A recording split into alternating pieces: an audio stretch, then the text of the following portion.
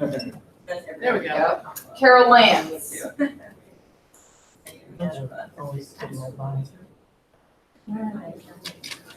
It's right around the corner from the 11th and 11 more, right where, kind of where the curve where it almost goes to Friar Forest, right around there, before you get to Sandalwood. 189, isn't that adorable? Wow. Is it one or two? It is one and a half. They're nice, they're good if you're like a single parent, they're great for Yeah. good schools and all that. 6906 Van Etten, 299,990 Ruthie Porterfield. I've never heard of Central Central City. Yeah. It says Med Center area. Yeah. Because people don't think it's fun. And it must be. Must be lot basically a value. lot sale. Yeah. You don't like that house? Let's see, it says exit Almeida. Yeah. 8306 Burning Hills, 305,000, and Brayburn Valley, Tim Shanahan. Mhm.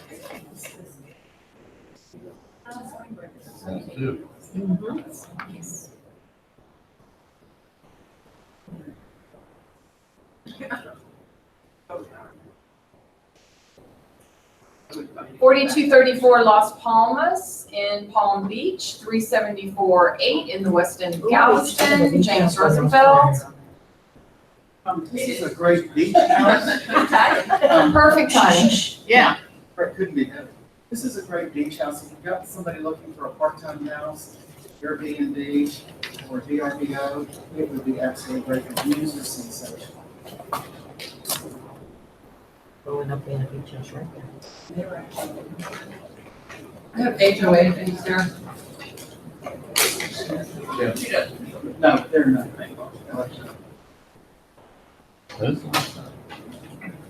Doesn't he get the best pictures I at the know, bottom? I mean, And they had good lifestyle you shops, see yeah. those, yeah, those dolphins Uh-huh. walking up there? Kids and pets. Yeah. 422 Fowler, 399.8, Beach Bar Zonde. Mhm. This is my Yard, friend's wow. house, I sold this. That's a great shot of that yard. I know, it's got a nice yard. Sure does.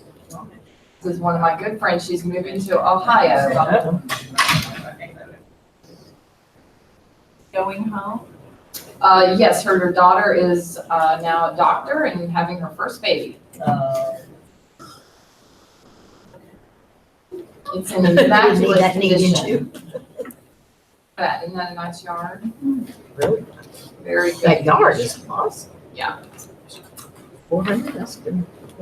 5001 Blossom, 410,000, Kelly Austin. I think this is a relist. That's one of the original metal homes. Uh-huh. Wow. Stage virtually stage.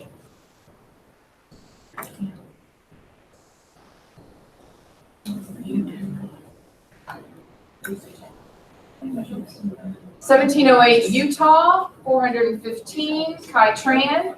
That's some good business.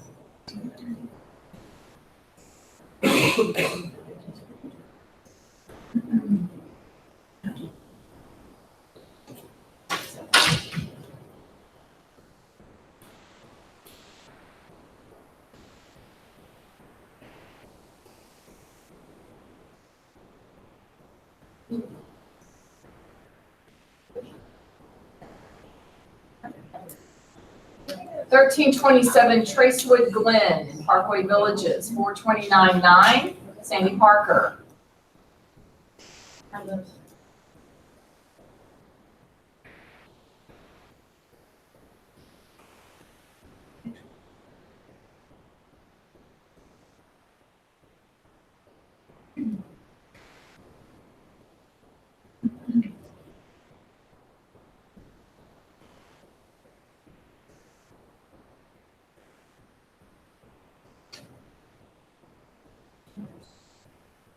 Fifty-three forty Inker, 439, Thomas Claffey.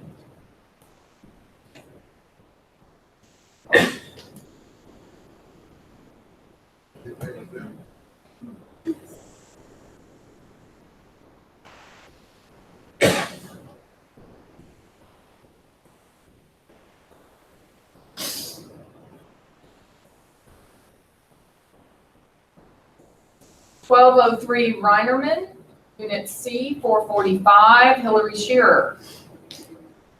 It's military.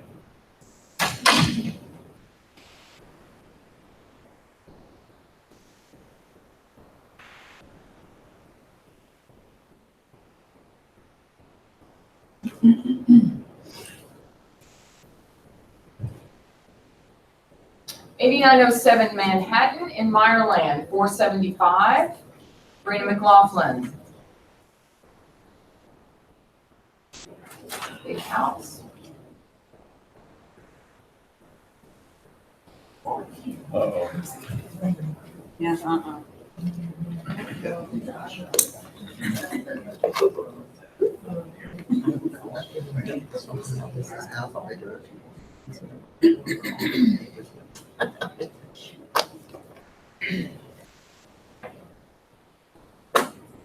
$2227 Wild Dunes in Cinco Ranch, 529, AJ Widener.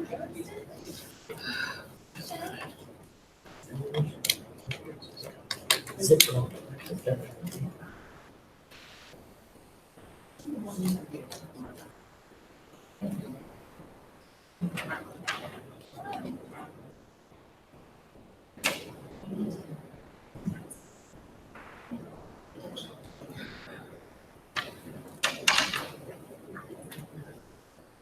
1430 Stewwood in North Hill, 545, Megan Cornelius.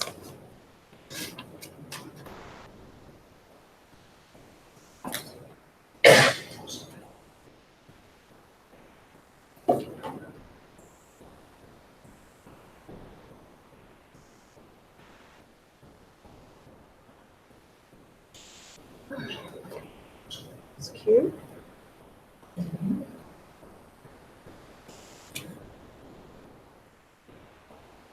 1911 Woodbury in Devonshire Place, 550, Lisa Rychek.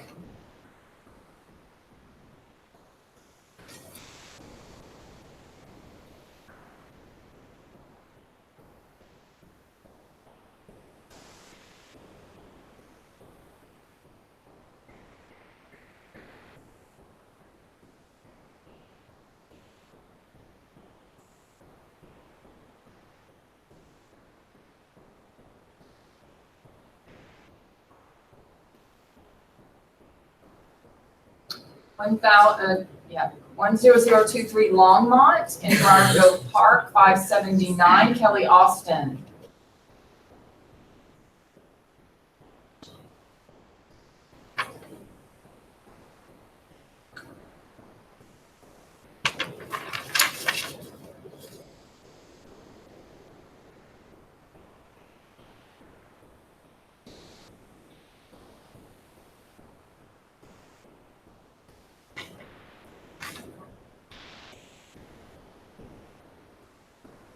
$1718 Nantucket in West Haven Estates, 610, Robert Bland.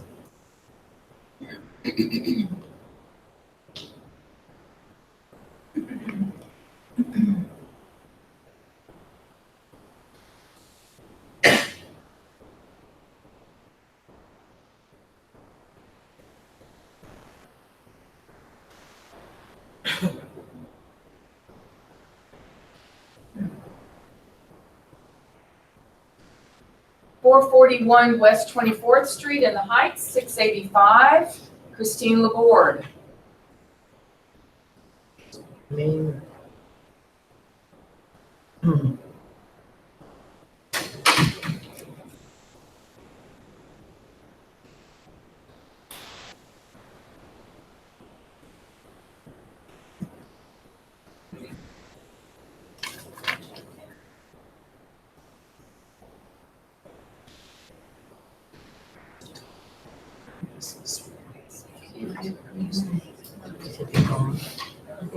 It's not worth it. 13819 Taylor Crest in Nottingham, 685, Sandy Parker.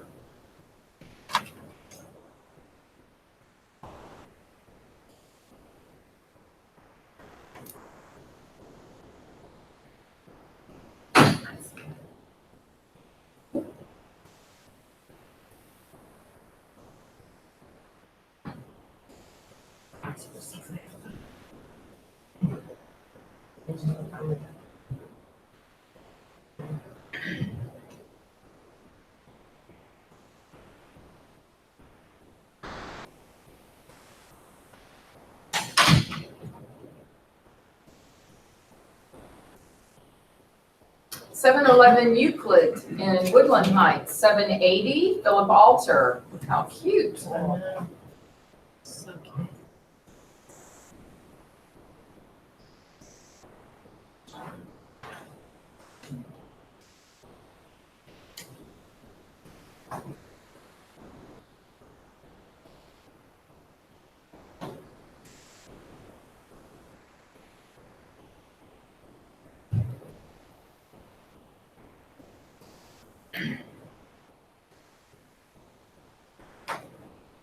$544 Oxford, $814.9 Mary Summers. Nice.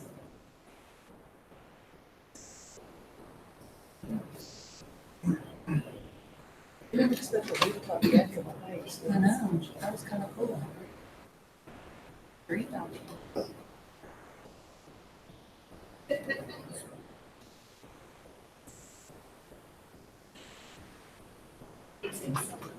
Nice.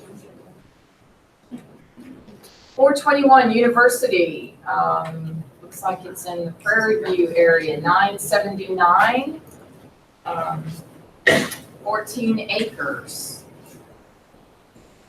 Oh, wait, no, I'm sorry, track 14, so it's 1.393 acres. Serena Lawson. Where is that? Says it's in Waller County, Prairie View. She always says those kind of things, and then they sell. Mhm. Waller is booming, booming. Oh, no, no, no. Where is I'm it, saying though? she'll always, Booming. 290. 290 and what? You people are desperate for like- land out there. I mean, just How far northwest of Cypress. oh, it's out there, it's by Prairie View. Yeah. I don't know where that is, It's that's like why you're we're going asking. to Brandon. Prairie View A&M. Oh, Yeah, it's I've I've this heard side of of Prairie View, Brandon. but A&M, but I've never had a house out there. Yeah, it's Yeah, this side. it's It's just on the way Yeah, up. even traffic, it's It's a close. commercial lot. Yeah, it's probably like Boom. 45 minutes, yeah. This is it. Trying to Prairie View learn this side. I must tell you though, I got here in 35 minutes this Yeah, morning. I'm exactly. just- It's not I'm 45 just minutes. saying. And you can be there. Yeah. Wait, you're like in How long 30 you minutes. live you're there? still- And it used to take me an hour. Yeah. And how long did it take you? 35 Because of minutes nine- door to because of door. 99. You go 99 Just and then you hit 290. How do you know this, Martha? Because of Brandon, I had those two ranchers. So 290 has helped tremendously. 99. Twice Yes. a week. Yeah. 4415 Jonathan I Street know in very Bel Air, Oh, this is pretty, this is Nancy's. 995 Nancy Exactly Stowe. how far to, but Here, answer that. It's pretty. It's so interesting.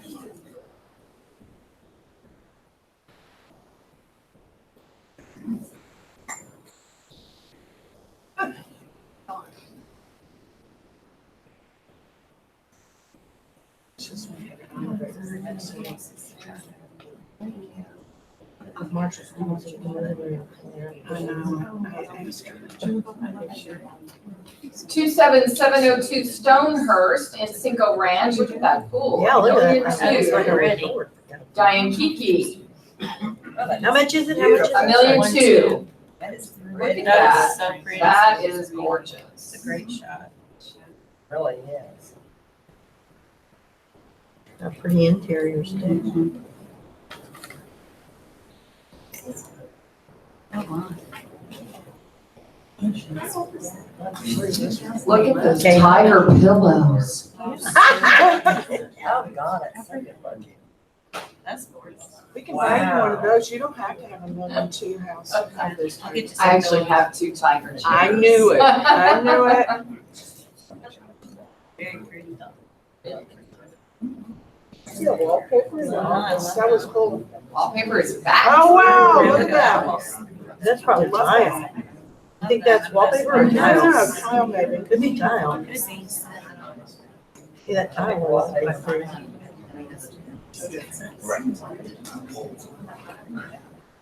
would almost make it three. Pretty house. Not quite though. Yeah. Look at that pool though. Look at that shot. Oh, that's like, oh, that's a good one. That's gorgeous. What is that address? Stone? Hold on, I'll tell you. Oh, It's so pretty. That's So gorgeous. Is that stainless steel Wow. countertop? What is that? What is that? That's the egg, isn't it? Isn't that the No, egg? that's like ceramic. They're ceramic and big. Oh, it looks like, I think that's a steamer. I think I bet you can do crawfish or shrimp. A boil, like a boil. It's like a resort pool. That's what it's called. Oh my God, look, it's on. That is fabulous. Stonehurst, 22702 Stonehurst. Stonehurst. It's on a half an acre and it's 5,000 square feet. oh my God, it's bad. Tell her we love her house. Yes. Wish it was in Memorial. Well, I had a couple 5659 Overbrook in Briarcroft, 1,225,000, Walter. It's traditional home in Briarcloth and great floor plan. It's a master down. It's two-size rooms, square footage. Main room upstairs, nice pool. That nice house is hard to catch. But this one's close in. So anyway, it shows really well. So I think it's very well priced for Briarcloth. I think it's well priced. 1,225,000. Where is it in the block? It's, you know, Like it's to kind of a couple houses off easy access to Chimney Rock. Yeah, so But at least a couple, that's good. anyway, goodbye. 5543 Wardley, 1,500,000. That's feet? lot value. Lot. Strictly lot house, not even being shown. Oh.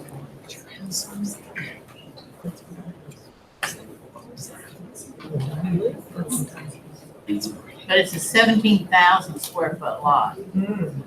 Right. 19015 Crescent Bay in Windsor Park Lakes in Katy, 1,585,000, Cindy Burns.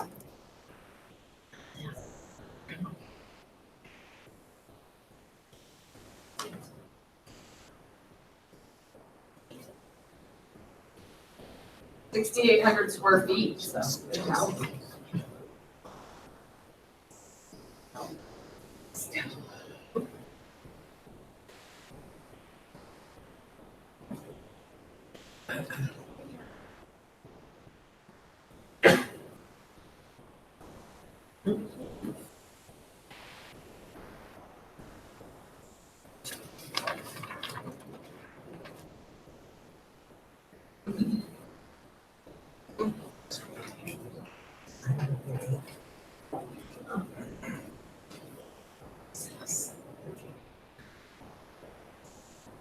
$1149 Fry's Road in Spring Valley Village.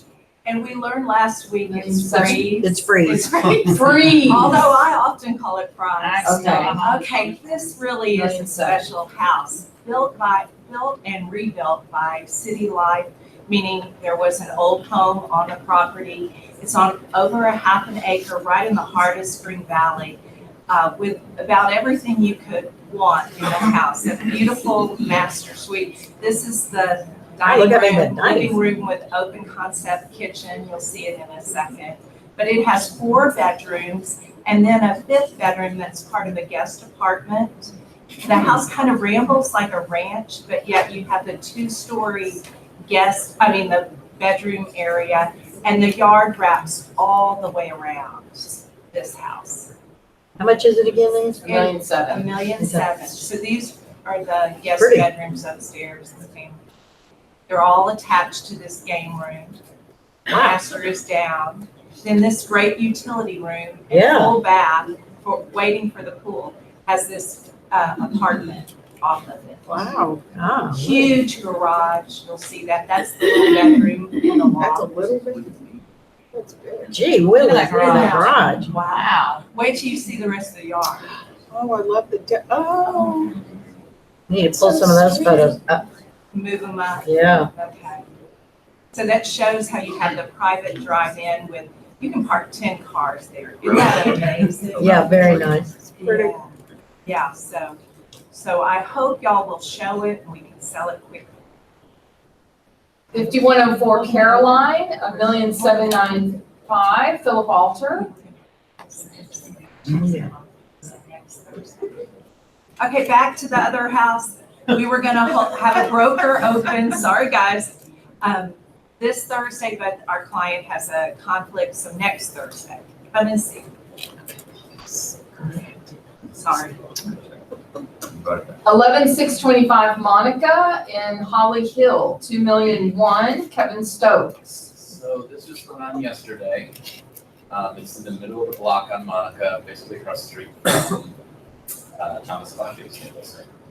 This one's about 5,500 square feet, master down. There's a media room down, home office down, 4 bedrooms upstairs. Got a central game room up top. Nice pool in the backyard and a lot of yard space behind the pool. Ooh, nice. Our kitchen, Mhm. our garage. He put probably about $100,000 into it, just getting it ready, in the past couple months, so it's staged and ready to go. Are you holding this one open Thursday or? Yes, I'm having it open this Thursday. It's really nice. Beautiful floor.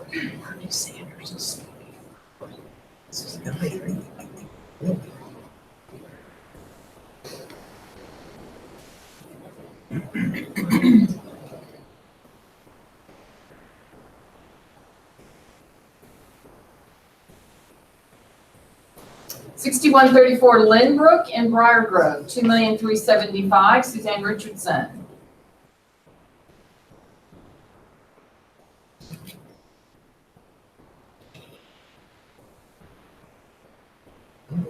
Pretty.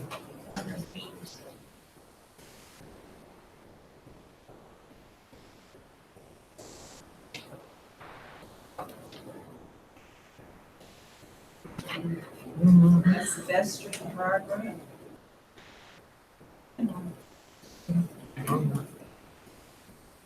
What year was that built? It was built in 2013. 3903 Tennyson. Okay, this is really an opportunity of a lifetime in West University. The house was built in 2006, actually, or completed in 6 by Dan Sheffer. And my owner, the little bungalow next door became available and she bought it and fenced it in as a side yard. See those double gates? So you've got a house on a smaller lot, 58 or something, 100 square feet. And then it opens to this giant side yard. It's beautiful. The decor is beautiful. As you can see, she took that wall out between the study and the living room, making it one big living room instead of that little interior study you see in, many homes, and added the archways and took out the doors. So it looks like it was always this way, and it's beautiful. It's got obviously room for a baby grand piano, big dining room with barrels, groin vault ceilings, plantation shutters throughout. It really is very, very pretty. Butler's pantry, food pantry, big kitchen, professional appliances. It opens to the family room and the breakfast room. You can kind of see in the corner. There's a mudroom on the first floor and a big laundry on the second floor. That's your family room. Family room from the stairs, powder bath. At the top of the stairs is a little sitting room. That's your master with a wall of windows, master bath, 2 big closets. That's one of the kids' rooms upstairs with a private bath, big game room. Closed door goes to a big laundry room, another secondary bedroom. These 2 share a Hollywood bath, one they use as a study. This is kind of the original part, and then it opens to this. She added the side patio, that whole area she added, and then you've got a gigantic yard. So if you have somebody who wants to be in West University, it's 11,720 square feet. See how big that yard is? Wow. So plenty of room for a pool if you want one, or if somebody, has kids and wants to play and doesn't want a pool, there's plenty of space there. It's gonna be open tomorrow, 11:30 to 2. So if you have your own open house, you can come first and then do your own. Exterior Go lighting's back to beautiful. the ones that they wanted. So. And one East Again, River Crest. Just, can I just say one more 3,000,001 thing? She did not replat that. So if somebody wanted to buy it and sell the adjacent lot, you can do that. The side part where the summer kitchen was added would have to come off in order for you to be allowed to do that. But yes, you can do that. She did not replat it on purpose. Susan Boss for one East River Crest, 3,199,000. 7,200 square feet.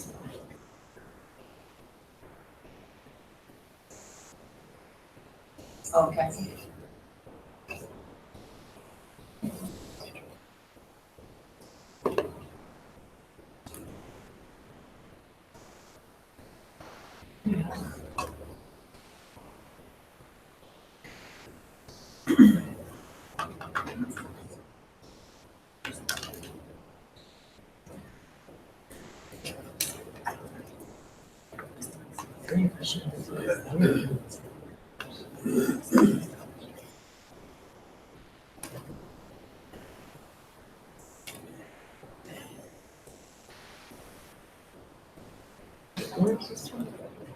Y'all know, are That's people terrific. still keeping horses out there? Says you can. You can.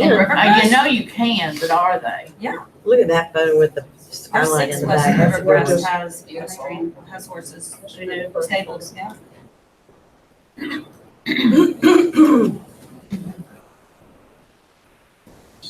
Yeah, you just, Oh, did I miss it? yeah, right there. Oh, okay, so this is co-listed with Nicole Branday, so. Answer questions as well. Where did we see that? Is that on Facebook? Yes. Yeah, Nicole I think put that she on. recently Nicole set put it it up. on, yeah. 2117 Del Monte in River Oaks, 3,275,000. Claire Leopard.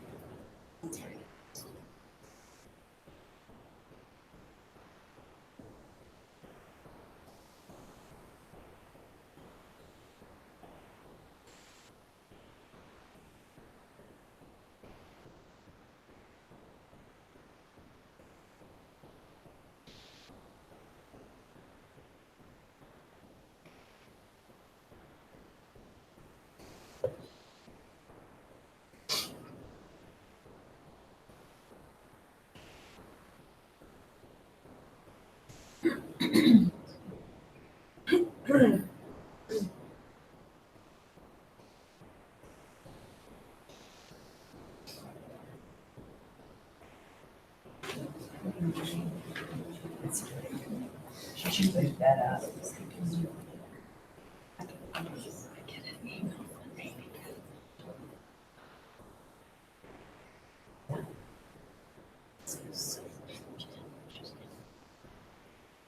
2405 Brentwood in River Oaks, 3,003,000. Kiki Wilson. These This photos is are open gorgeous. today from noon until 2, and again on Sunday from 1 until 4.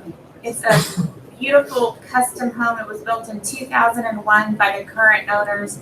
They are meticulous. There are a lot of really unique architectural elements in this home. The photos are great. It's really a great house. It can be 5 or 6 bedrooms. There's also a third floor space that can be finished out. There's a yard on the east and west side. Look at One has a I love pool. that. This is the yard with the garden and stone patio. It's really a great house, and I'd love for you to come see it. I think we're also doing a wine and cheese open house next Thursday from 4 to 6. So please make one of those open houses and bring your buyers. They've already moved to a condo at the Riva, and they are ready to close this home. Who took these photos? Patrick Bertolini. Isn't that fabulous? They are fabulous. They're great. They're beautiful.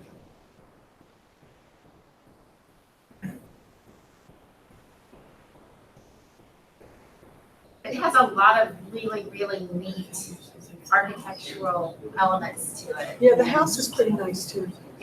Well, the house is gorgeous, but it's really photographed beautiful. Didn't Kirby Mears do it? Yes. It's fabulous. This is the garage. That's one. That's the second wine cellar. A That wine one cellar in holds- the garage. That one holds 3,000 pretty bottles. The garage. one downstairs holds 1,200. It's a great house. Yeah. Beautiful. 4,200 dollars. Beautiful listing. Yes. So got one more here, 2217 Nantucket for 725, one of our Kingwood agents, Lori Shepherdson.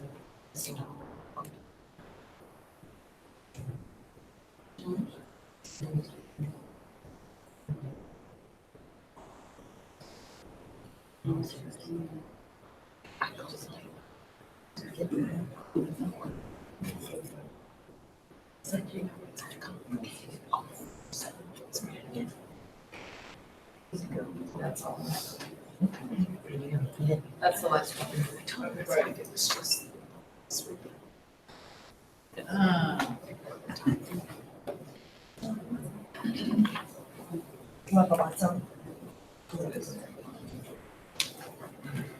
Did people hear about that? Okay.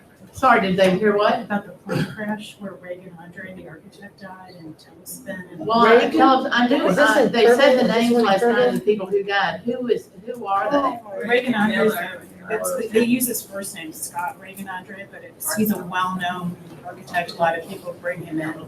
Tailspin had a big a landscape, and then the woman. Which is tragic. It's terrible. And the couple, she was like a well-known family from New York, but she was one of the coaches at St. John's. Yeah, they're big Yeah, St. John's. St. John's, Was it yeah. the Kerrville? He was under Kurt Eichelberg. Maybe initially, he went off though on his Right. own. And I mean, it was just I've known tragic. him since he was Yeah. young. Okay, new listings. Yes, Walter. I've got a new one in River Oaks. It's gonna come on probably Thursday. We're taking pictures today. It's at 2204 Troon. 2204 Troon, River Oaks, And Walter. it's, listed 650. The house is about 6,100 feet, the lot's 17,000 plus. A corner of Trim and Inman, all redone, very pretty house. Shows beautiful. Perfect, okay, new, yes, ma'am.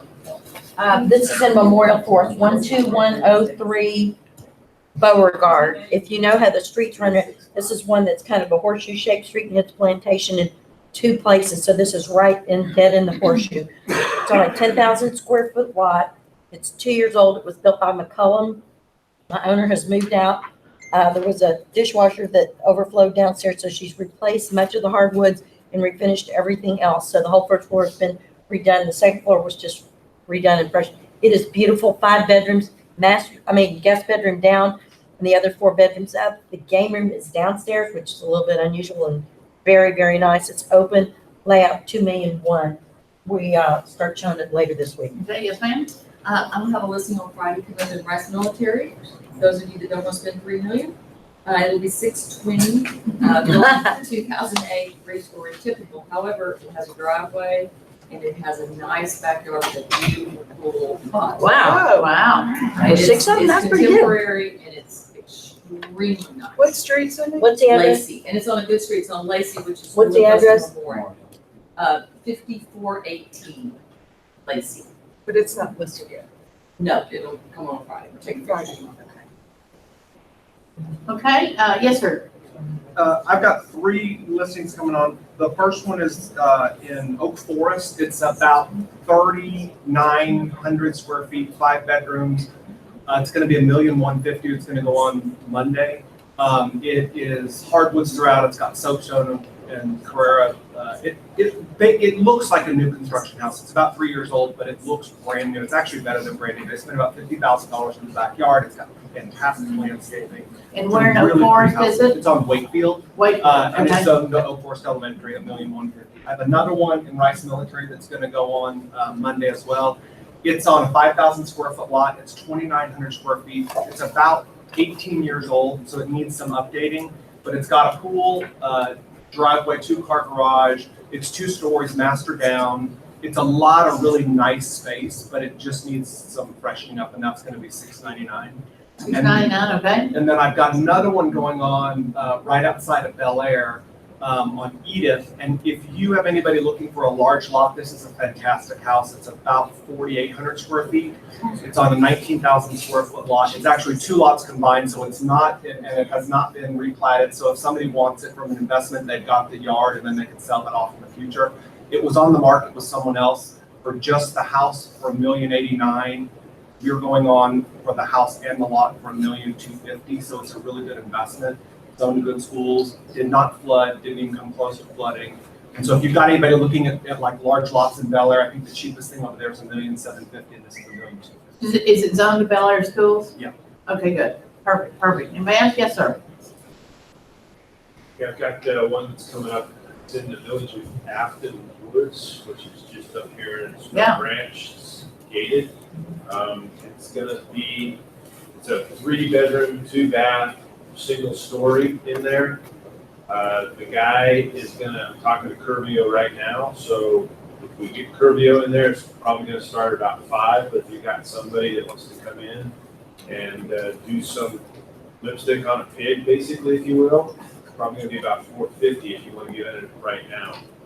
But come talk to me, but it'll be Village of Afton Woods probably in about a month. But there's an opportunity if you've got someone looking for a family home with those good Spring Branch schools. Okay, Give me a call. good. After Woods. Anybody else? Yes, sir. I'm Johnny out of our Cypress office. We talked about it last week, coming soon. We're on the market. It's in Lakeside Parkway. We're at 1.1. It's 4,500 square feet. It's a custom Kikarillo Sub-Zero Wolf appliances, everything in one. Downstairs media room and this unbelievable attic space that's upstairs. It's over 500. It's probably 750 square feet. It's absolutely incredible for any decorations you'd want with wine cellar, the whole bit. Lakeside Parkway gated custom Kikarillo. We're at 1.1 million. Love to have you guys see it. Our Cypress office is really taking over out there. And they're doing great, really great. Okay, anybody else? New listings? Richard, come on down. Brian, come on down. Yeah, y'all come on down too. Thank you for breakfast. It's lovely breakfast. We are so excited. We're gonna be in, how many more weeks? Less than 100 days. I keep, every time the elevators break, I say, only 3 more months, you know? Or the lights go out. Or the lights go out, or the burglar alarm goes off. This is what I want to ask y'all. Our alarm goes off all the time here. Nobody, one day, we're all gonna burn up because nobody really is there. Hopefully after 100 days. Hopefully after we're out of here, that's right. We're hoping it. Does it ever go, do y'all have practice fire drills or anything? There is one coming up. One, about one a year. One a year. Y'all won't miss it. And we're gonna miss the year, so we're gonna miss these, so we've got until 2020, perfect. Come on, we're so excited. Yeah, in banking, they don't want you to leave your computer very often, so they know if you have a fire, all you're gonna do is just run. Everybody's gonna hit each other. So, good morning, everyone. Glad to be here. Hope you had a good Easter. My name's Richard Ellender with Amity Bank Mortgage. This is a quorum of our lenders today. We have 12, 7 are here, and that would be Fran Smith, Kathleen Matag, Yin Vu, Lynn Dow, Kristen Louvier, Marissa Thomas, and Kevin Keith. So I'm sure y'all had to deal with them before. I want to give a shout out to Marissa, who was in the office this morning at 7 o'clock submitting a loan for a realtor's personal home. So thank you for coming in early. I got to give a shout out to Lynn. She was in the back on her computer submitting a loan this morning for processing. So I thought that was pretty cool that she could Wi-Fi here and make that happen. The world's a crazy place. Obviously it's April. We're seeing a lot more activity now that the rodeo's over and the azaleas are out of bloom. A couple of things we're seeing. Share with you. Buyers, who we love because they keep our market going, tend to be languishing in buyer's remorse land a little longer than usual. If I put that politically correct. So what I've seen us do, probably the biggest change since we've been coming to your office, there was a time when we would come in here and say, oh, we need 30 to 35 days to close. Now it's more like 20 to 25 days. Wow. I think we got to put these guys into contract. We got to get them closed before they change their mind. Some buyers today, they don't think a contract is a binding agreement. They think it's a suggestion and an opportunity. Right? So we're trying to walk them through with them about the importance of keeping their agreements. That's really important, and some of them don't quite get it yet. But just want you to know, we see that. We are your business partner, and our opportunity is to keep that deal together.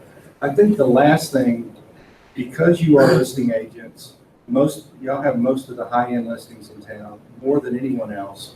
As a listing agent, I think it's okay to ask for more earnest money. I think we went through a period where we weren't, but I think you should get more skin in the game,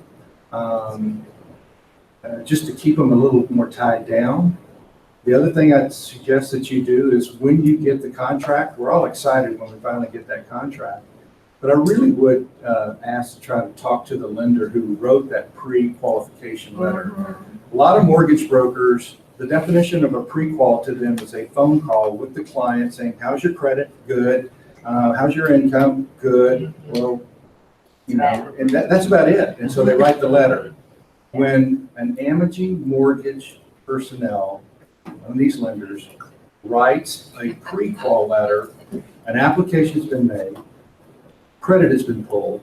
We've usually seen their W-2s are tax returns, and we see where their cash flow is coming from. That is real important. So when you see one of our letters, you can pick up the phone and call me at any time if you have any questions, or any one of our lenders who has signed it. Even if it's on the weekend, just reach out and call us. We'll be more than happy to make sure you know we've got you a good client to buy your house. Finally, this is per Fran. Our portfolio, most of us have been there for so long, we forget about this. Our portfolio underwriting is so flexible compared to the other lenders in town. And on top of that, we actually have an escalation process that if your loan doesn't get approved, we can find out what the characteristics are, the best things about it. We submit an escalation to the head of our credit department. They turn it around within 48 hours, and over 9 out of 10 times, they will come back and give us an approval. So we really, it might take a little longer to do that route, but especially when you have self-employed and they might have a year where their income went down and then it went back up again, we're able to step in and make it happen. So think about us. We can't wait to have y'all in our building. We'll have an announcement where we're going to throw a little party for you. I think that's real important what you were saying about the pre-qual letters, because I personally think they are not worth the paper they're printed on. Because truly, but they're I don't know if you call qualified. Are you truly qualified, or are they? Yeah, so you have what's called a pre-qualification letter, or pre-qualification. You've got a pre-approval, which would be a credit approval without an appraisal. And then you have a full approval when you have the credit and the appraisal together. Now you get a final approval. So most lenders are over here in the pre-qual stage, but at a bank, boy, you've got certain criteria. They will not allow you to issue things. So how long does it take you to, sometimes time is of the essence, Yes. and I think that's how we got in this situation where you were just, I mean, it's so easy to get a pre-qual letter. So if you're in a multiple offer and you're against other people that can get that pre-qual letter easily. That's a great question. So she said, what do you do when you're in a very stressed situation? You got to chop, and move fast. That's why I think the last time we saw you, we were asking you guys, send us your sellers.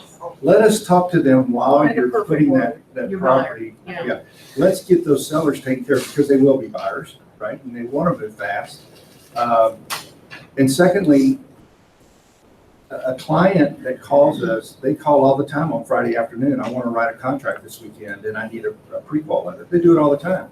Well, you need to go in and make a loan application. We're going to need to pull credit, and I need for you to send me these 2 or 3 pieces of documentation so I can review them. And a lot of them go, no, I don't want to do that. I just want something fast. Well, then they're not our clients, and we're not going to provide them with a letter. So what is the turnaround time though?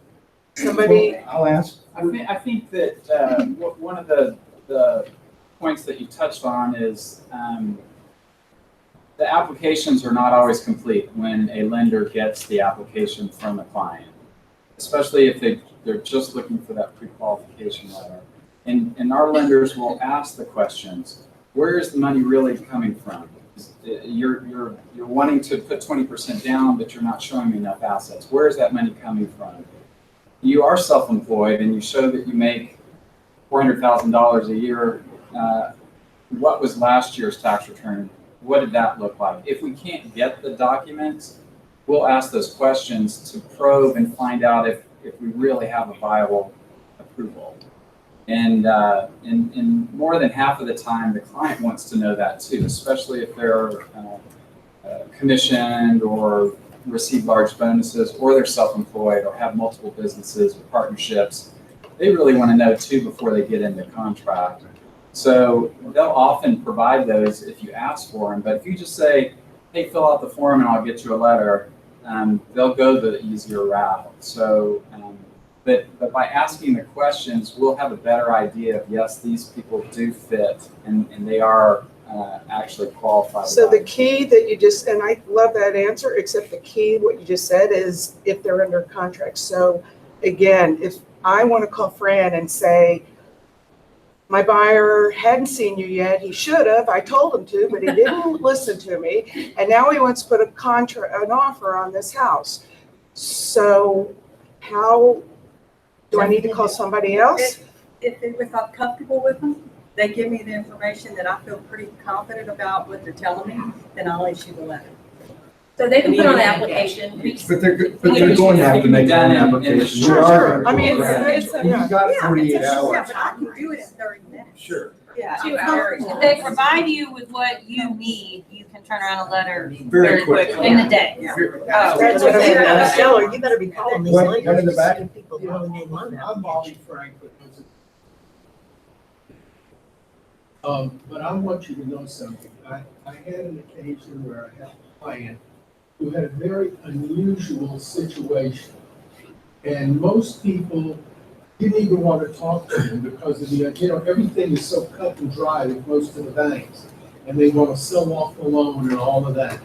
I called up Fran, whom I've known for some time now, and I says, I have a client, they have great credit, they got tons of money, but they have, proving income and all of that is a problem. So I put it in the hands of Fran, and they were on a sharp fuse, they were going back out of the country. And so she put it together. I don't know how she did it. I don't know how.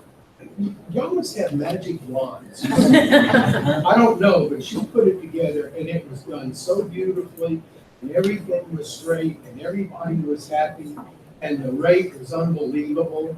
I mean, so me. Yeah. Amen. Just get you all the information you need and you can get that gen down quick. We can usually tell if it's going to be not. Yeah.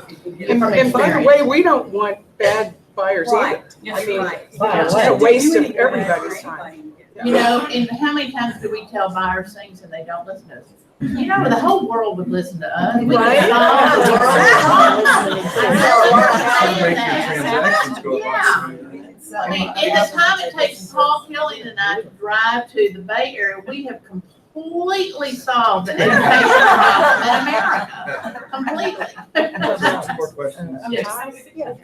If it needs to be a cash deal, but not a pre-qual, what can you do with that? Like, there's gonna be multiple offers on it. How do you want us to handle that with you? Say that again, if it's gonna Well, be if you want it to not have a loan attached to it, so your Okay. buyer can come in and say, this is cash. Is there a way you can qualify a buyer that way so they don't have to worry about the house market appraising, et cetera? Because that happens too. Their financial institution, if they have the ability to pay cash, they can contact them and ask them to write a letter saying they are qualified to purchase that home. Right, no, I know that, but I mean, is there a way to do it with respect to a loan that can be? Are you talking like a hard money loan or line of credit? Financing it behind the scenes?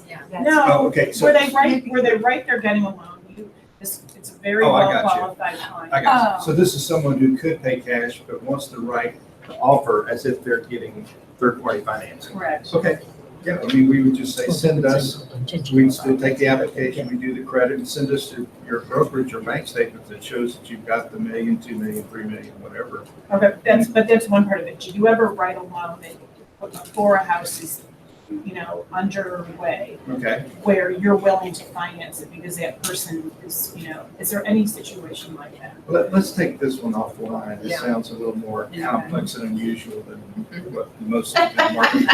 Yeah. And I would want to walk you through, because there's probably 2 or 3 different options that maybe some might want to. Just a quick one. I got a pre-approval letter from y'all the other day that said Zions Bank Corporation. Yes. And is that, They I've never own seen that us. before, so I was wondering. Yeah, so Zions actually owns Amity Bank, Okay. also owns California Bank and Trust, Arizona National Bank, Nevada State Bank. They own about 6 banks, and we used to all operate totally independently. But after Appendix Q, after TRED, after we were grouped into a bank that's too big to fail, we've got over 65 billion in assets. The feds came in and said, you can't let these 6 banks just operate the way they want. We need to see some cohesion. So now we're a little bit more tied to our parent company, Zions. So if you get a letter from our processor, an email from our processor, she would be at Janet Jones at zionsbankcorp.com, whereas we're Amity employees, but our mortgage company does. Yeah. Thank you. It's not a new merger. No. We've been owned by Zions for 2002, 2004. something Wow. like that. Headquartered in Salt Lake. And when you, okay. Uh-oh. Yes, ma'am. Can you give us an update on your rates somewhat? Fantastic. I'm gonna tell you, I had 2 buyers this year who started out with a local institution and then went to an online.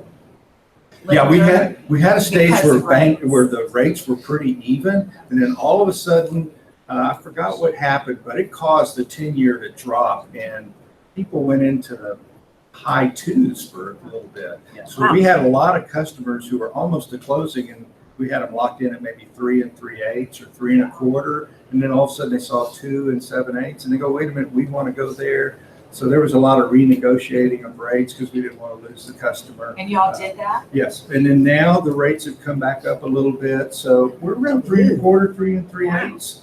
And that's just fantastic money. I mean, we thought it was gone, and now it's come back here again. So that's another reason to push your buyer to nudge them towards writing a contract. That's for fixed rate? That's adjustable? Yeah, that's a Fixed 10, for 10. fixed for 10 years. 10 years. 10-year fix? 30 years. Wow. Okay. Those are great rates. Thank Sure you,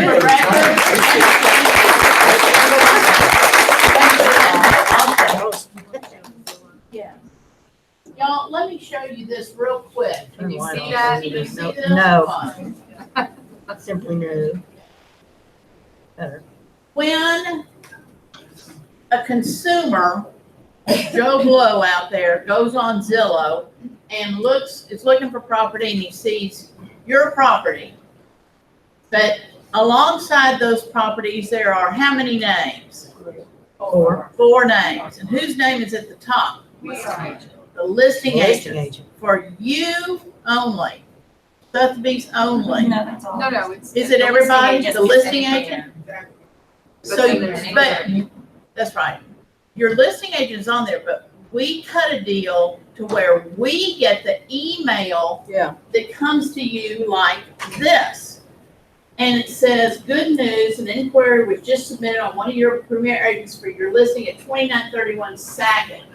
This went to Sydney Coleman at Sydney Coleman at OurTexasRealEstate.com. For your records, the client's name is Christine Knox. Should you need to contact the client directly to assist with scheduling, click here. Are y'all clicking here? Yes, but nobody ever responds to me. Right. Not one person ever. Okay, because it says, please comply with the brokerage MLS or association rules and regulations regarding contacting another agent's client. Christine Knox is not anybody's client. Right.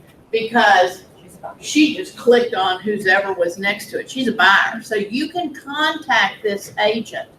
Be sure you contact her. They say the average wait time for Christine Knox to wait for a reply from Sydney Coleman is 3 days. 3 days. So in those 3 days, you could have already shown Christine Knox your property and either or some more properties and sold her, picked her up as a buyer, or, sell her your property, show it to her. So make sure y'all respond to these when you get them, okay? I don't know why they're not responding back. So isn't Sydney Coleman paying to be on that thing? Sydney Coleman is probably paying to And be not on calling there. back? Yeah, so she's a 3 premier days, agent. can you believe it? But she's paying to be a premier agent. Yes, yeah. Listen, I've had 3 agents that I'm showing houses to, their homes, Yeah. and have responded back, I only respond to text messages. What? I'll their voicemail. Send me a text, I do not respond to voicemails. Isn't it nice to be so important that you don't have to respond to people? Oh well, here we go. But y'all respond to those Zillow leads because you will pick up clients that way. And if you don't want to respond to them, talk to your neighbor that's sitting in the next seat. So call this girl, Christine Knox. She wants to look at my socket and I want to sell it to her. Okay. All right, hold on, I gotta pull up my PowerPoint. Robin's got a bunch of stuff to go over with us this morning, so it's gonna be interesting. Y'all have this little, Okay. Tell me, can you see? for now? I still see Marilyn. I do.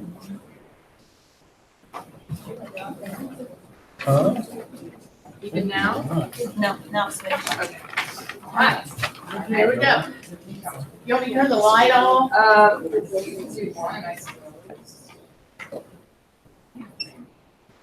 There we go. All right. Thank you. So I don't have a very sexy topic, but. But you're so sexy. Well, thank you. All righty then. So we will dive right into addendums.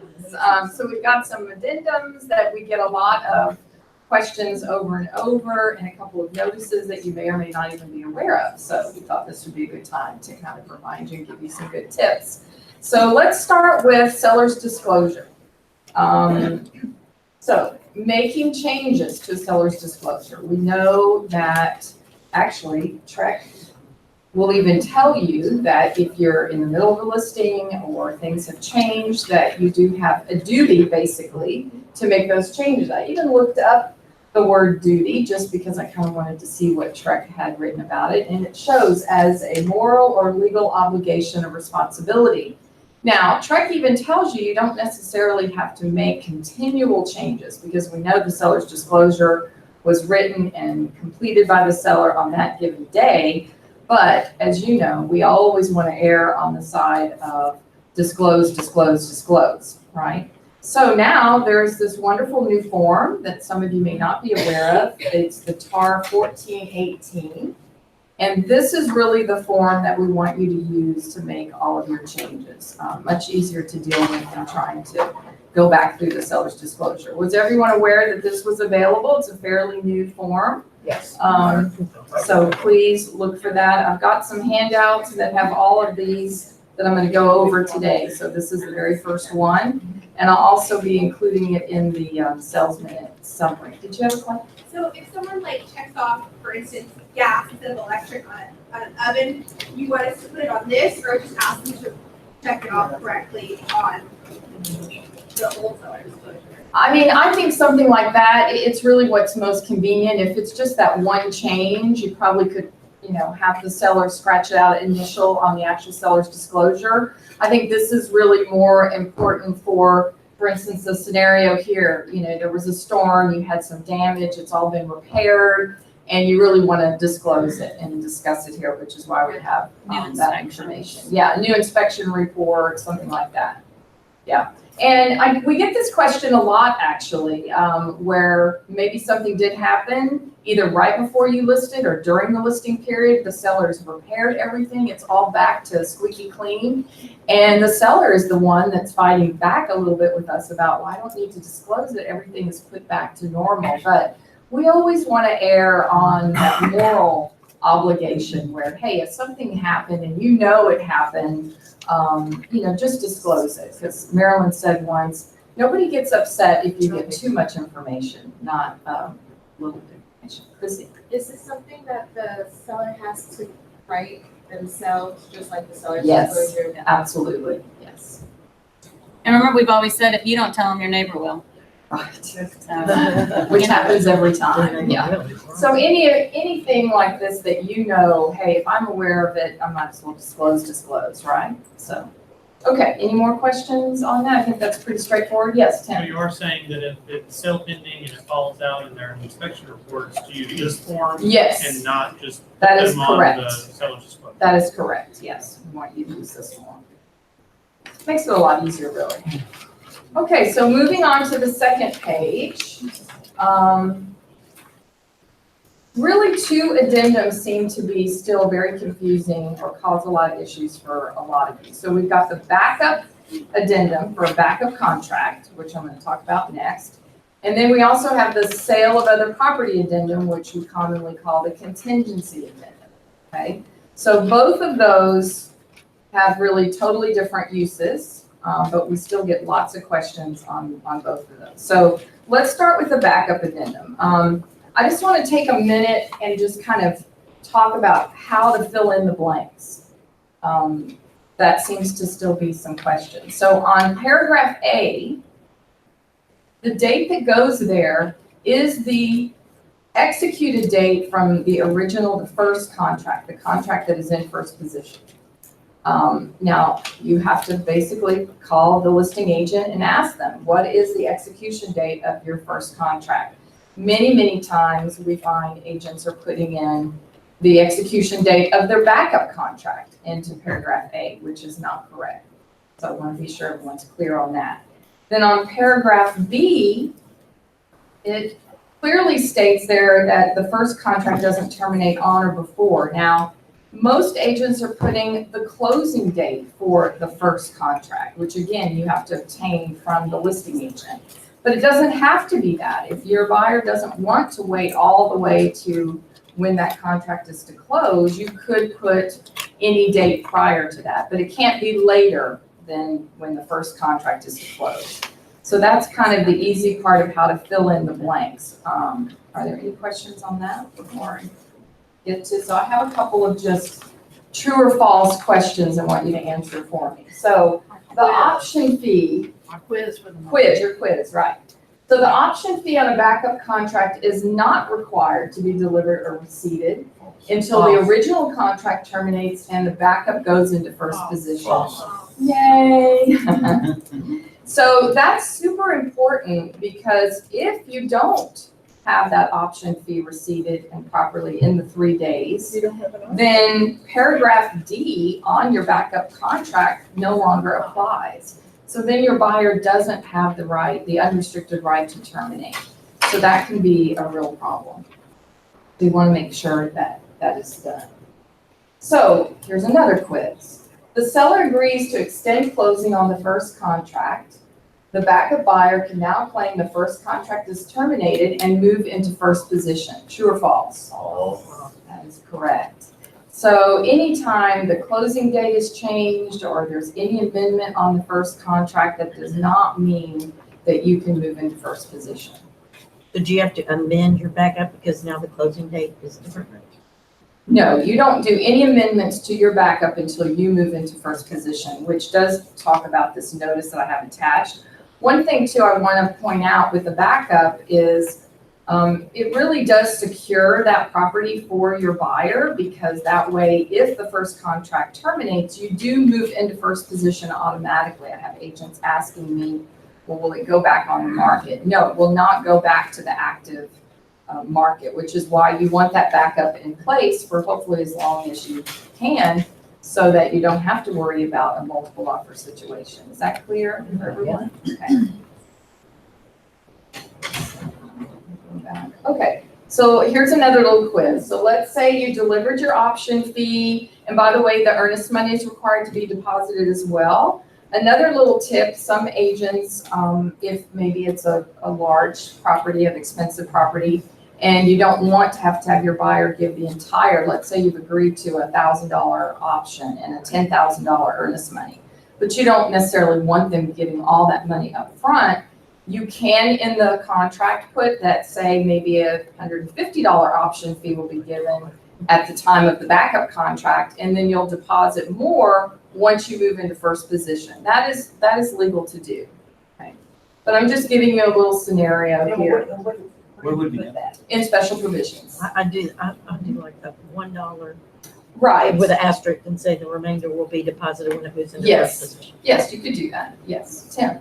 Title companies can't deposit earnest money can't deposit two earnest money deposits for the same property. So if they have, the title company is the same, which it should be, but in case it's not, then how do they deposit the how can you receive the earnest money? I think that's for two active contracts, isn't it? This one is a backup contract. Can take it. I just did a backup and the title company. I mean, they're taking it, Yeah. they're receiving it, yeah. You can receive it for I backup. mean, I guess. So let's say you've executed it on May 1st, you've got your 10-day option period, and then the backup contract moves into first position on May 15th. So what I really want to know, because this is what your buyer is going to ask you, is what is the time period that the buyer now can exercise their unrestricted right to terminate? Does everybody know? So what day would you have? From what day to what day gives the buyer the unrestricted right to terminate? 15th and 25th. It's that was the time that is. It's actually May 1st. Yeah. From May 1st all the way through May 25th, the buyer has the unrestricted right to terminate. Now, remember, in this case, like with any time you exercise your unrestricted right, the option fee is retained by the seller. You do not get the option fee back. That question we get a lot. The earnest money, of course, will be refunded, not the option fee. So I just want you to know, even though you moved into first position, you still had from May 1st to May 25th to exercise your right. Yes, Jack? So that's probably why you want to do high option period, give you an initial deposit, and then when we go to first place, we'll. Yes, the balance. right, that's a good reason to do that, yes. Right. If you never move into first place, you. That's right, you forfeit $1,000, your option, that's right. So that's why a lot of people will do. Right. But depending on the situation, the seller may not accept that, right? Right, So it's a point of negotiation. Okay, so how does the seller notify the backup contract that the first contract is terminated? And that's one of this form I have here, 1913, that some of you may or may not be aware of. So this is the document we want you to use. It's called Seller's Notice to Buyer of Removal of Contingency. So it states right here where the seller has signed, the first contract is terminated, and then it also allows you to put in your amended effective date. So that way everyone's on the same page as to when your contract is going to begin and the timeline start. Very important document for you. Good grief, this has been around a long time. I've never seen it. I know. Yes, I don't think a lot of people have. So any questions about backup addendum? So the seller keeps the option fee if you use your unrestricted right. Don't forget to get your option fee received within the 3 days, even on a backup. Very important. The effective date of the contract is amended to, is that the day the seller tells? Yes, so when the seller signs this and says, my first contract is busted out, and signs that, they're gonna put that day, the day that they sign this as your new effective date. That way then you move into first position and then your buyer's option period will start the day after day one will start. Okay. Any other questions? Okay, so let's move on to the other one, the sale of other property.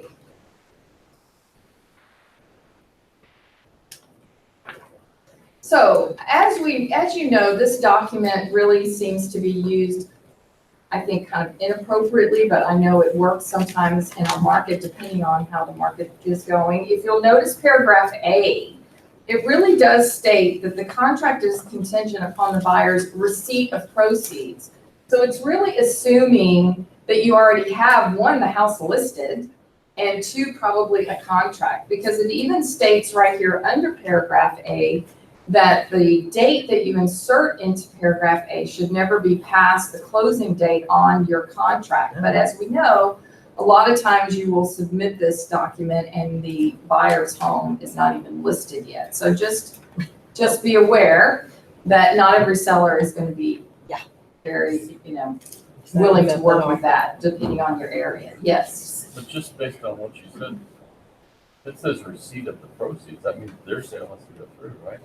Well, yes, of course, this is what you use when your buyer has to sell their home in order to purchase the home that you're trying to give for them. So paragraph B is where I see a lot of things that really could change. For instance, this is the paragraph that the seller is going to give you X number of days, whatever you write in there, to decide, hey, can I come up with the money in another way? Because of course, this still is the seller looking for other offers, hopefully non-contingent offers or cash offers. So depending on the number of days that are written in there, if another offer comes in and the seller has negotiated and accepted that, then they still have to give you those number of days. Now, typically we see 3, 5, maybe 7. I had one come through that said 30. So please be careful if you're representing the seller and you see a 30, maybe they thought it said 3, but it was 30. That really tied up the house for that buyer if another cash offer came in. So you want to be careful of that. Now in paragraph C, where it talks about, okay, the buyer has waived the contingency and now they're going to give additional earnest money. That can be anything. It can be $10, $100, $1,000. It's a negotiable item. So we get that question a lot too. Does it have to be another 1% or something of the earnest money? No, it does not. But typically there's some sort of dollar amount there so that the buyer is showing the seller that, yes, I can waive it. My house is closed. I've got my proceeds. I can waive it. So in this scenario, if the buyer decided to waive the contingency and then wasn't able to close, can the buyer get their earnest money back? Yes, no? Yes, if No. They told you they could do it. As a matter of fact, paragraph D states that implicitly, that if you waive your contingency, you better be darn sure that you can close, because otherwise you are in default.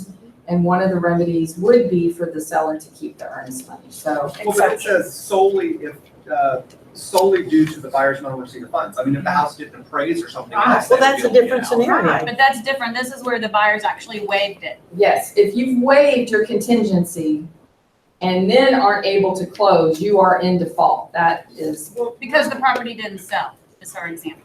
Oh, because the property didn't, that's the only thing. The other property. But other reasons would give them still. Yeah, the other contingencies Okay. still apply. Appraisal, property approval, HOA, survey. Yeah. But you wouldn't have waived your contingency if you'd had those issues, is what we're saying. Here. No, because you might not have ordered an appraisal till you knew you were in first position, or, you know. No, what I this is a different This is deal. in first position. This is where. This is contingent on We're sale of talking other about property. contingency now. Yeah. I know, they get kind of confusing from time to time. Robin, Yes. is there a, I just went through this in the last couple of days. Today, I had the listing that was contingent and now the buyers are moving through and Yes. they wanted to extend the closing date. Yes. For the sale of their property, just Right. by like 5 or 6 days. Mhm. So we said we would do that if they waived the contingency and they agreed. We just did that on an addendum, on an amendment, is that right? Or is there, should we be doing it on a different? Yes, you can do that on an amendment in that case, since you're. We did the amendment to extend the closing and then. Right, you can. There is a form though, so that's what I wanted you all to see, is there is a form. It's TAR 1912, which I have in your stack, that does have on the top part, this is where the seller, this is really more used at the beginning if there's another offer that comes in. So I think in your case, doing the amendment, I mean, there's more than one way to do it, but I wanted you all to see this form, especially in the event when the seller does receive, say, a cash offer. I think that's when this is really important. Because at the top, it does say the seller has accepted another offer, and now they're asking you to decide, can you waive or not? So then on the bottom section is where the buyer determines, yes, I can waive, or no, I can't. I think this document's really important to have when you've received another offer. It says that they have accepted another. How can they accept it if they have? Yes, well, I mean, it's negotiated and basically accepted. It just doesn't have the seller's signature on it. Okay, it is right? accepted. It is accepted, yes. So this is the document I'd recommend for Not that. executed, but it's accepted. Yeah. We had that discussion yesterday, actually. Okay, so 1912, I think is a really good form if you are getting other offers. Yes. So if you represent the first buyer in that contingent situation and you're about to get that notice that Yes. says we've accepted another offer, Yes. is it smart to put as many days as possible in there to waive that contingency so you can go out and get bridge financing? Well, the one that I saw that said 30 days, That's I great. mean, you know, it was signed. so 30 it was- days. It was great for the buyer, not so Like good 3 for days. our seller. Depends So on who yes, we represent. if you happen to get a listing agent that's not paying attention to that, sure, you know, tied up the house for a whole month and maybe your buyer can get the funds at that point, you know. So yes, Whoa. absolutely. 30. Yes, it's at Never 30. And typical is what, a week? 3, 5, 7, Yeah. those are probably the dates we see the most, yeah. The seller's gonna want you to move, get it Oh, on, right, right? Let yes. me move on to the next. buyer. Sometimes I see one. Yeah, in there, I do So, you know. Depends on who we represent. Right, you know, because obviously in most cases, the buyer can't waive it, so does it really matter if it says a week? You know, if they could waive it, they probably wouldn't have submitted it with a contingency to begin with, right? Sure. Okay, so the last one that we want to discuss is this addendum concerning right to terminate due to lender's appraisal. I'll be honest, this form is kind of not the best one, a bit complicated. Now, they did revise it in November, so the one I have in your packet is the latest one. And the top part, the first 2 options, I do feel like they changed the wording a little bit, made it a little bit easier to understand. So I'm going to try to kind of break it down for you in a nutshell so that it'll be a little easier. So box 1, where it says, I look at this as kind of a full waiver. So really what this means is that if the property does not appraise, the buyer has waived their right to terminate, because remember, we have property approval on the third-party financing, right? But this form would waive that, and basically it states that the buyer is going to cover the difference between what the loan and the sales price is. So that could be any number, right? That could be very expensive. Obviously, the only time I think you would ever even consider this is if your buyer is just adamant, this is the only house in the world that I can buy. They really, really want it. Maybe you have multiple offers. Just make sure you're really explaining to the buyer what they're getting themselves into. So I just kind of wanted to show a super simple example of what impact this could be cash-wise to the buyer. So let's say we just have a $200,000 sales price, they're putting 40 down, trying to get a loan. The appraisal comes in at 170 rather than 200. So now you've got the out-of-pocket of the 40 already, the down payment, plus the 30 to make up the difference from the appraisal to the sales price. So your buyer just went from a 40,000 out of pocket to 70. So you see what I'm saying? It can be a huge impact, and there's no way to control that if you check box 1 on this form. So I would say we rarely see box 1 typically checked. I don't anyway. Well, this was, you know how like we used to have to write in special provisions when the buyer was trying to make their contract as competitive as possible, and we would say contract not subject to property, you know, appraisal. Well, we were being attorneys, right? We were putting language in there that, so this is replacement of that. So instead of you having to write it in special provisions, now you just have your buyer check 1. But I mean, it's the same risk they were assuming before. Wait, not only, but don't you put that in third-party financing? Isn't that where? No, that's where Not it's not subject to subject to appraisal? buyer's creditworthiness. No, that has You can't to take be, right. away Remember, part A is about the buyer's creditworthiness, part B is about the property. And this, we're talking about the property. This has nothing to do with the buyer's creditworthiness.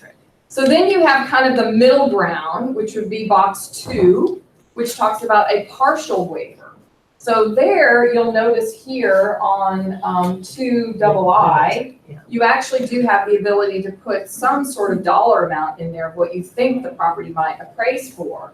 So again, you know, it's got to be a house your buyer really, really wants, or maybe you're in a multiple offer situation, I think, before you would ever use this. And in our same scenario, now you could maybe write in that, hey, you're not going to waive it if the amount is not at least 180,000 and above, okay? And I just picked that number. You could pick any number you want, but at least it's giving you some idea of maybe what your cash out of pocket for your buyer's consequence would be. Now, in this case, same price of the house and scenario, but if I wrote in 180 under box 2I, and then the appraisal still came in at 170, now it doesn't even satisfy this form. So now your buyer is protected and you under Part B of the third party financing. Does that make sense? Yes. So it doesn't satisfy the waiver. So they're not waiving their right to terminate if you put 180 with the same scenario that it appraised for 170. Does that make sense? Kind of see everybody alone. Well, you know, like sometimes when you have multiple offers and the Yeah. buyer's willing to eat the difference, because they're paying 20,000 more than the list price. So they're willing to pay that, but But maybe if not it- all of it. right, if there's it a doesn't limit. appraise for Yeah, at there's a least the limit. list price, then they're like, now wait a minute. Right. But they're not paying more than they agreed to pay. They're just having They're to giving themselves finance a it. floor, Right. right? More Yeah. cash out More of their cash out of their pocket. pocket. Right. Correct. which they may not But on the have. flip side, so here I just showed you again, same numbers, but on the flip side, you still put 180 under your 2I there, and now it appraised at 190. So now, okay, at least I'm at a $50,000 outlay of cash from the buyer, not 70. So here's where, again, if you want to make your offer competitive, again, it's the perfect house for your buyer, they have to have it, then probably this partial waiver, to me, would be a little bit easier pill to swallow for your buyer than doing box 1, okay? That makes sense? All right, so box 3 is probably what we see checked the most, because this is where, for instance, if your buyer is putting, you know, really anywhere from 20% down on up. There are some lenders that even at 20% down will tell you, hey, I don't care what the appraisal is, we're not even using that as part of our underwriting requirements. So it's real important for you to be checking with those lenders, hey, you know, my buyer's putting 25 or 35% down, are you using the appraisal? If you aren't, then this will protect you, because there, again, you get a chance to put in the appraised value, which typically on number 3 would be the sales price. So not only does it give you that option on 3-1, but now you also have the ability to put in some days that will go a little bit past the 15 or so days you're used to seeing under the buyer's creditworthiness. This is kind of another time period, but just for the appraisal. So typically you'll want to see 25 or 28 days, something like that in that box. Be sure there's plenty of time for the lender to get the appraisal done. If you're representing the buyer. If you're representing the buyer, of course. And so this is where what Connor was talking about with a cash offer as well. Oops. So, right, 25% or more. All right, and I think that was my explanation of that addendum. So, any questions or anything? Isn't this great? It was to really go over beautiful. these? Yeah, especially that one from 2004. Thank you. Thank you. I tell you, yesterday, you know, y'all, I hear so many of y'all out there going, I've never seen this form. I've been in business for 30 years. Well, You know, seriously. they're popping out these forms like crazy. So it is hard to stay on top of it. And it's hard. Never seen. Nothing is so black and white that there is no bending. Right. Yesterday morning, Connor's at, was it yesterday morning or yesterday afternoon? Yesterday Afternoon. She's She's at at the Memorial. memorial. Sitter's in her office. I'm in my office, and we're getting on a conference call. Well, now I don't do that this way. This is what I think. And this is what I think. No, More than my one job way to is what skin a I cat, think is right? that, you know, all 3 of us are having 3 different ways to do it, you know? So imagine. I can imagine with y'all, you know, it's hard. So just come talk to us. And we'll all get on a conference call again and tell you what we do. Right. Yes, sir, Thomas. Have we talked about that, the hydrostatic test addendum? We have, but we can talk about it again. Yes. What, I just am curious what people's reactions to that is. 'Cause that's a scary document. Freaks me Yeah. out. I mean, I think it is still a problem. Yeah. I mean, people read that and go, why? But you know, it's a double-edged sword, because if your seller says no, then the buyer immediately has doubt, well, what's wrong, you know? And And the so seller they're says, gonna I'm not walk, gonna, right? not gonna. So I would say more often than not, the seller has to just kind of hope and pray that everything goes well with the testing, and they sign it and they assume the risk in many cases. I mean, You is know, there, I has live in anybody a seen a 19 scenario where the buyer assumes the financial responsibility Just of the had it. damage? Just had it. I mean, You have? That's good to know, because I have not I seen had it that. because they had it with the seller. My seller said, no, if you want to do this test, you assume the responsibility. And it was Mike Williams, Vortex. He said, I have never in about 30 years, for however long he's been doing it, ever had never had any damage. Yeah. So that's a pretty Have good y'all, risk. but have y'all, I think about myself, if somebody was buying my house, my house is for sale. Gotta start with an 8, 6 figures. My house is for sale. But have y'all ever had, in my 1950 house, I would not let them do a hydrostatic I test. didn't either. But I would let them take the camera down and snake the camera down all they want. That's what Have y'all run into that where the That's what sellers we have did said when we no? sold our. I just had that happen and they did the camera and then after the whole test, after $350, they said, and just so you know, you should have done a hydrostatic test because the camera can't see everything. And kept it $350 in our option period and then like 3 hours later. Well, yeah, well, I guess you're, you know, it's like So I they think say, the money answer is is, damned if you it's, don't, it's so. not a great form, but I think the sellers more often than not are forced to participate and play ball, or the buyers immediately have doubt as to what's wrong. Sydney? I just want to point out something that I learned this week, as I showed some houses in Timber Grove, everyone was listening. If you look at the. And mine's much, much better than all of that. That's why it needs to start with an 8. Yeah. Where all the others are starting with a 5. You look at the agent remarks on all of these homes, a lot of them just say, all plumbing replaced. Well, what I've learned by asking them is, Yeah. a lot of these people, if they replace the interior plumbing, they put all plumbing replaced, but they did not do the plumbing. Correct, Correct. They did what? Gotta be You careful really with have that to word use the all. Correct. I redid all the plumbing in my wall when That's I what most remodeled. of them are. But I did not do it all the way back out I underground. asked every one of them that question, and only one had replaced everything under and walls. Yeah, well, there's a big difference there. Yes, sir, Jack? We can't hear you. I think it would be beneficial if we would get a company that come here that does the hydrostatic Talk testing. about that. Like Come what? in and talk about it, Well, because Michael in Bush- reality, it sounds like it's a high pressure test. It's not. The actual not, pressure is yeah. pretty low. Yeah, it would be And I nice think for us if to we have can that. get educated Okay, that's a good idea. You can We're not educate getting the your sellers guy. and the buyers. Michael Bush is the That's best. a good I use him all idea. the We'll time. put it on our Vortex is list to on get somebody in Yeah, here. it's Yes, great. ma'am. The it. He's thing, too busy. like Jack's saying, the plumber is a party in this. So when the buyer and the seller are trying to determine who the responsibility is going to be on, honestly, at the end of the day, the responsibility is on the plumber. So find out from the buyer's agent and the buyer who the plumber is that's coming. Get the seller on the phone with the plumber. I mean, let them get all warm and fuzzy, because at the end of the day, you want to know who the plumber is. Are they licensed, bonded, and insured? Because truly, the plumber is going to be the one that's responsible. And so the seller needs to know who the plumber is. And But so see, I'm just if- saying, but it's the- I don't- needs to I don't sign agree the with form. that, because that document clearly says neither the I buyer nor agree. seller is responsible. I totally agree. And I think Trek has done us an injustice by pushing Yep. the responsibility between the buyer and the seller when neither one of them are doing the work.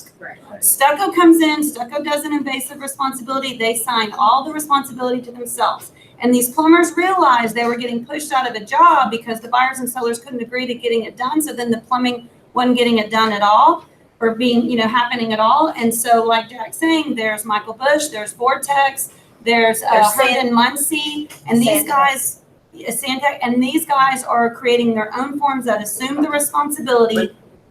So Michael Bush now, though, used to have his own form. Now Michael Bush won't do it unless he has the Trek form. Yeah. Because I think it takes the liability off. That's just Right. the authorization of it. But Herndon Muncie and Vortex and Santec, they have a responsibility form that they've now introduced to say, look, y'all were all arguing about the responsibility, it's on me. So Vortex doesn't argue use all, that. do it? Vortex uses the Trek one. No, but Michael Williams will have them sign something that says he'll be responsible for it. And Herndon Muncie, they sent out a huge thing about like last fall saying, no, we'll take the responsibility, because they realized they were getting pushed out of a job because nobody could come to an agreement to get it done to begin with. So we'll get some more information on that. But I know what you're saying, Thomas. I mean, at the end of the day, the seller still has to sign the form. Totally agree. We'll get, that's a good idea for an office meeting. Y'all think so? Okay, perfect. Thank you, Robin. That was fabulous. It's so good for all of us to, do these. Anybody have anything else? Perfect. Yeah, one more. Okay, well, we've got an open house at Stablewood. If you've never been to Stablewood or if you'd like to see what's available, it is, on Wednesday. There are 4 houses, open from 12:30 to 2:30. Tomorrow. Yeah, tomorrow. Okay, perfect. Y'all have a terrific day. Have a great day. Sell a bunch of houses and don't get wet. Get your shredding boxes set up in your office so that we can come get them. Make sure they're full. We've already hauled off a bunch, so get your boxes lined up for us. Thanks. Have a great day, y'all. Yeah.